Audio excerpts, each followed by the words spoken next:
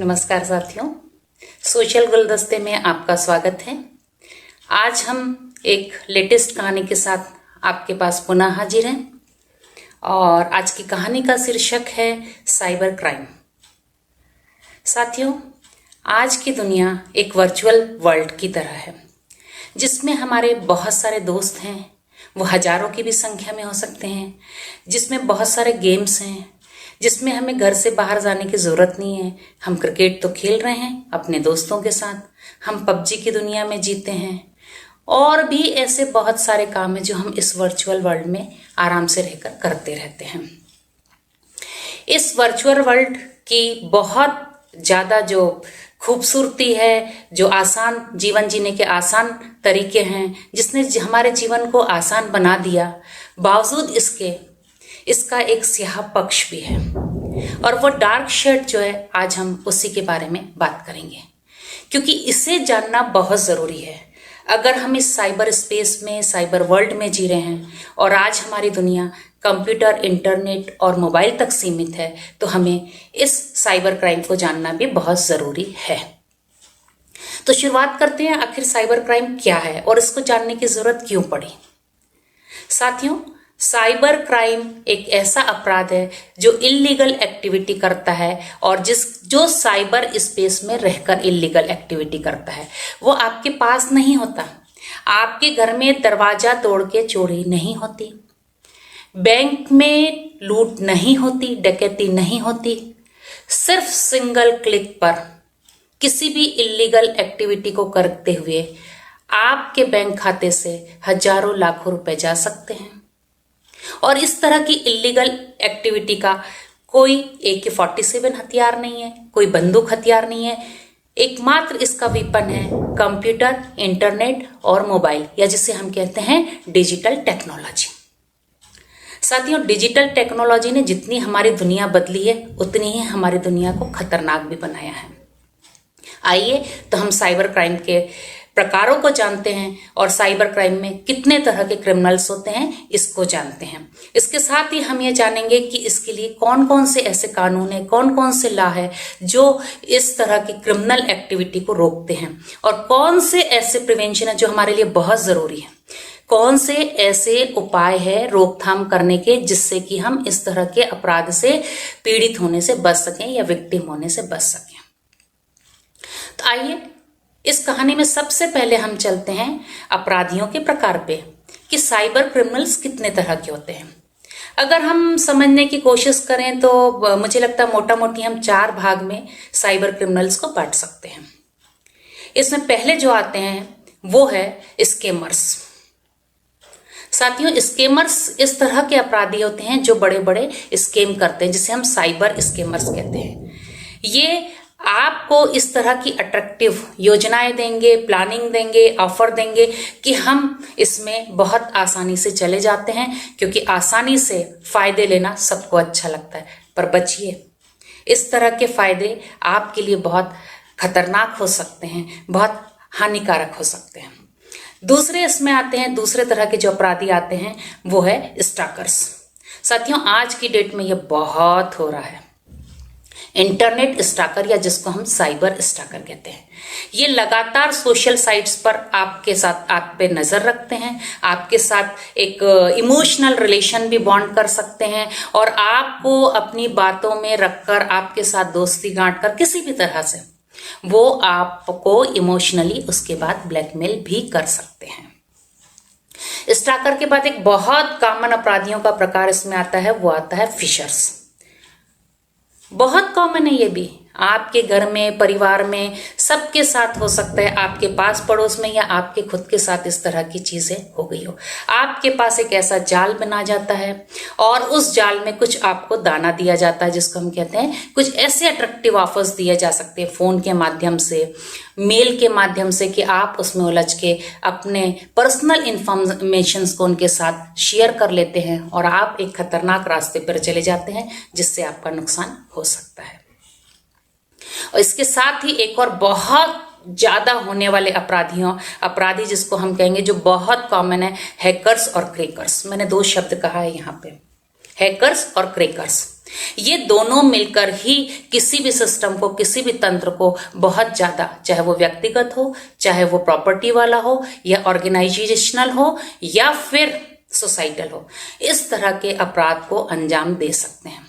Hackers आपके computers में जाके एक सिस्टम के थ्रू, एक सॉफ्टवेयर के थ्रू वह एक्सेस ले लेते हैं, और उस एक्सेस के बाद उसमें जितनी भी इंफॉर्मेशन है, क्रैकर्स का काम होता है, ध्यान दीजिएगा, क्रैकर्स का काम होता है उस इंफॉर्मेशन को या आपके पास मौजूद डेटा को स्टील करना और मॉडिफाई करना। इन 4 तरह के अपराधियों के माध्यम से हमें इस सोसाइटी में, इस वर्चुअल वर्ल्ड में कुछ अपराध को हम मोटा मोटी डिफाइन कर सकते हैं कि 3 तरह के अपराध हमें सामान्य तौर पे देखने को मिलते हैं।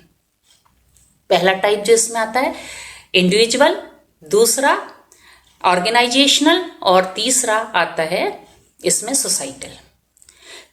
अब हम पहले अपराध को, पहले प्रकार को समझने की कोशिश करते हैं, वो है क्राइम अगेंस्ट इंडिविजुअल्स।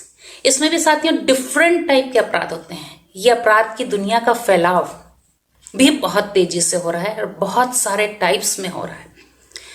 इंडिविजुअल्स की अगर हम बात करें तो इसमें सारे वो अपराध आते हैं जो व्यक्तिगत तौर पे हमें क्षति पहुंचा सकते हैं या व्यक्तिगत तौर पे हमें हानि पहुंचा सकते हैं।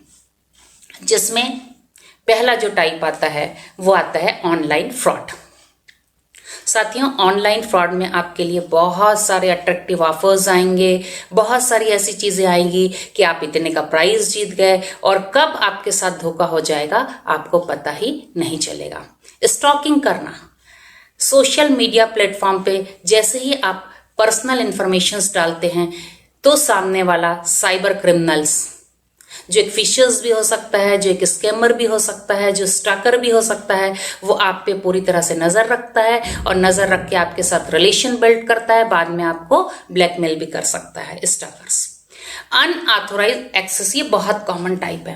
आपके कंप्यूटर, आपके सिस्टम में जितनी भी इंफॉर्मेशन है उनको अनऑथोराइज तरीके से वह हासिल करने की कोशिश करता है और उसको लेकर किसी भी माध्यम से आपसे स्टॉकिंग करके ले सकता है, आपसे फिशिंग करके ले सकता है और उन इंफॉर्मेशंस को वो चुराकर अनऑथोराइज एक्सेस के तरीके से आपका नुकसान कर सकता है और खुद का फायदा कर सकता है। अनऑथोराइज एक्सेस इसे कहते हैं।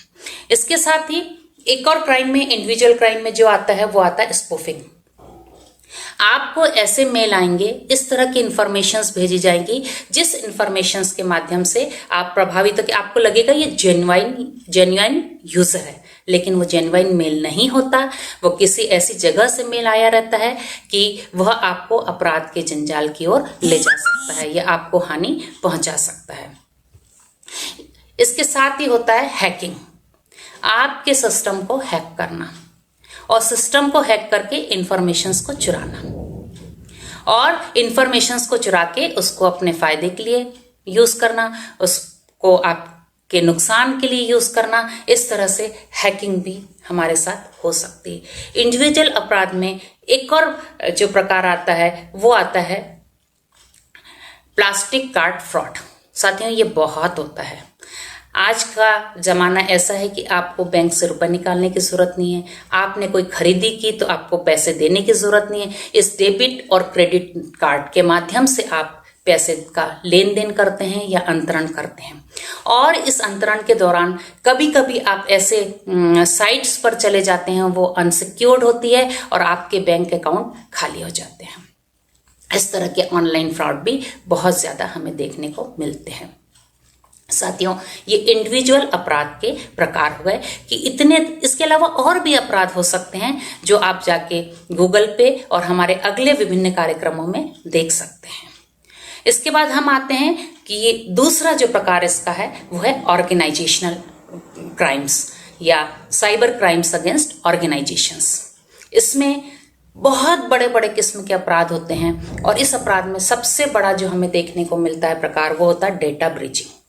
किसी भी कंपनी के, किसी भी ऑर्गेनाइजेशंस के पास अपने बिजनेस के लिए, अपने वर्क के लिए ढेर सारा डेटा होता है उस डेटा को स्टील करना, चोरी करना थ्रू हैकिंग, क्रैकिंग, और उस डेटा को जो उसका अधिकार नहीं है उसको लेकर उसको चोरी करके यूज करना और बिजनेस में बहुत बड़े बड़े लॉसेस लाना, यह डेटा ब्रीचिंग के अंतर्गत आता है। दूसरा इसमें जो प्रकार आता है वो बहुत कॉमन है, जिसको हम कहते हैं वायरस डिस्ट्रीब्यूशन।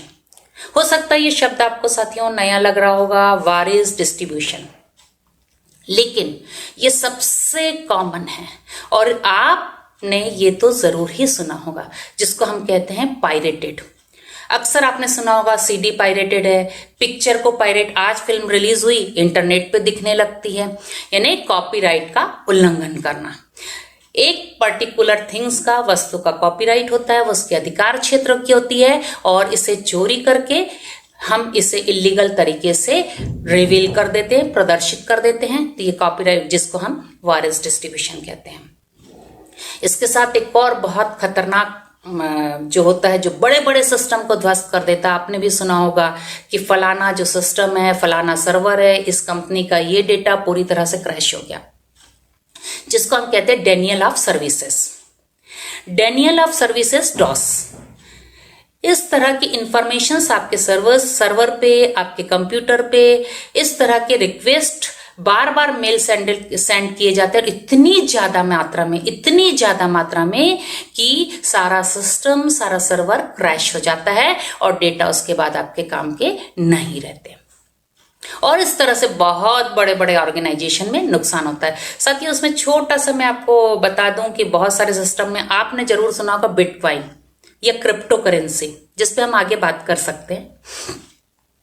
आपके सिस्टम को पूरी तरह से ब्लॉक कर देगा और ब्लॉक करने के बाद इस तरह से क्रिमिनल्स आपसे बिटकॉइन मांगेंगे। ये भी एक वर्चुअल करेंसी होती है और इस वर्चुअल करेंसी के माध्यम से वह आपके साथ आपको ब्लैकमेलिंग करेगा या आपके सिस्टम को खत्म कर देगा।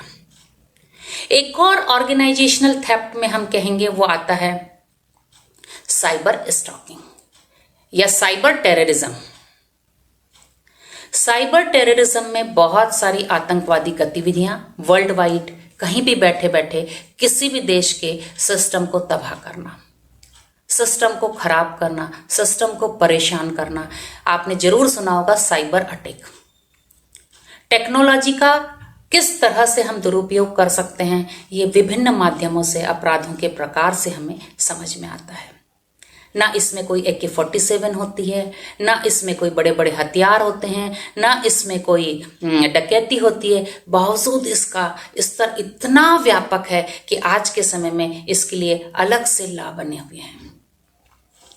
ये दो तरह के प्रकार की बात हो गई। अभी हमने करे इंडिविजुअल टाइप्स के क्राइम्स, फिर हमने बात की ऑर्गेनाइजेशनल क्राइम्स, फिर अब तीसरा प्रकार आते हैं क्राइम अगेंस्ट सोसाइटी। समाज को, पूरे समाज को प्रभावित करने वाले क्राइम भी इसके माध्यम से बड़ी आसानी से होते हैं, जिसमें आप बुलिंग, ग्रूमिंग, आपने शब्द सुना होगा। अगर आपने नहीं सुना है तो थोड़ा सा आप लोग नेट सर्च करिए, आप इंटरनेट पे जाइए, अपने आप को अवेयर कीजिए। ऐसे बहुत सारे सोसाइटी में होने वाले अपराध सोशल मीडिया और प्लेटफॉर्म पर खासकर यह सोसाइटी को बहुत ज्यादा प्रभावित करते हैं। इसमें सबसे ज्यादा अफेक्टेड जो होते हैं, मुझे लगता है, और रिसर्च भी हमें ये बता रही है और साइबर क्राइम की रिपोर्ट्स भी हमें ये बता रही है, वो है चाइल्ड पोर्नोग्राफी, जिसको पूरे वर्ल्ड वाइड अपराध घोषित कर दिया गया है। सोशल मीडिया में बुलिंग करना, सोशल मीडिया में ग्रूमिंग करना, इंटरनेट स्टॉकर के द्वारा आपको लगातार निगरानी रखना, आपके साथ दोस्ती गांठना, बच्चों के साथ दोस्ती गांठना, फिर उनको अश्लील मैसेज करना, उनको चाइल्ड पोर्नोग्राफी दिखाना या उनको इस तरह की साइट की ओर ले जाना और उनको उसके बाद ब्लैकमेल करना। ये एडोलेसेंट के साथ भी होता है, तो ये बहुत कॉमन साइबर अपराध का टाइप है और इसके लिए हमें अवेयर होना बहुत जरूरी है। सोशल गुलदस्ता इसलिए आपके पास इस तरह की घटनाओं को, इस तरह के प्रकारों को लेकर आता है। ये हमने बात की चाइल्ड पोर्नोग्राफी की। दूसरा बड़ा कॉमन टाइप है और बहुत सारे एडोलेसेंट और युवा इसके शिकार होते हैं और मैंने भी देखा कि नशे की तरह इस तरह के कार्यों को किया जाता है, ऑनलाइन गैम्बलिंग। क्रिकेट में सट्टा लगा, आपने सुना होगा, ऐसी खबर भी पढ़ी होगी कि कंप्यूटर के साथ इतने लोग पकड़ाए, वो क्रिकेट में सट्टा लगा रहे थे। ऑनलाइन गैम्बलिंग, वह भी पूरी अनलॉफुल एक्टिविटी है और बहुत ज़्यादा कॉमन एक्टिविटी है। तो इस तरह की एक्टिविटी, ऑनलाइन गैम्बलिंग करना, इल्लीगल आर्टिकल्स को सेल करना, इसके साथ ही तीसरा प्रकार इल्लीगल आर्टिकल्स को सेल करना। ऐसे आर्टिकल्स जो समाज में मान्यता प्राप्त नहीं है, किसी देश में मान्यता प्राप्त नहीं है, उस गुड्स को और आर्टिकल्स को बेचना। इसके साथ ही आता है फॉर्जरी। साथियों, फॉर्जरी बहुत कॉमन शब्द है जो अपराध में हमेशा हमें देखने को मिलता है, लेकिन साइबर अपराध में भी ये उतने ही आसानी से हमें देखने को मिलता है। किसी भी तरह के सर्टिफिकेट्स को बना के दे देना, करेंसी को बनाना और ऑनलाइन फ्रॉड करना। फ्रॉडस्टर इसमें बहुत सारे तरीके से आपको जनरेट करके कोई भी सर्टिफिकेट या कोई भी प्रमाण पत्र दे सकता है, और हम इससे कब शिकार हो जाते हैं यह भी एक बहुत मायने रखने वाला है। सोसाइटी में इस तरह के अपराध हमें बहुत कॉमन देखने को मिलते हैं। फिर ऑनलाइन फ्रॉड, हमने बार बार बताया था, पूरी सोसाइटी में इस तरह के फ्रॉड भी हो सकते हैं। ठीक है दोस्तों, इसके साथ साथ एक और जो चीज आती है वो आती है फॉर्जरी, हमने बता दिया। स्पैमिंग करना, स्पैमिंग क्या होता है साथियों, ये भी किसी सोसाइटी के लिए बहुत हार्मफुल होती है।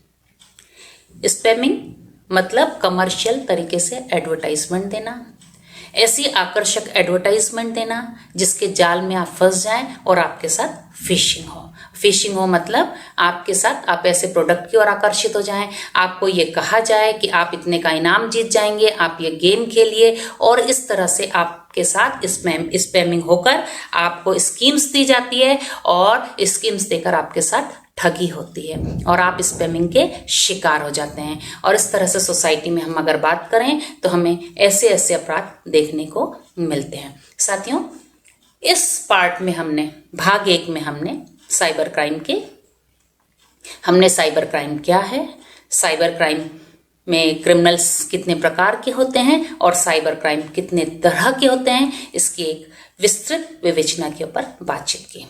सोशल गुलदस्ते में आप अब अगले पार्ट में जो देखना चाहेंगे वो होगा साइबर क्राइम के प्रिवेंशंस क्या हो सकते हैं और साइबर क्राइम के लिए हमें कौन कौन से कानूनी उपचार मिलते हैं, इसके ऊपर हम चर्चा करेंगे।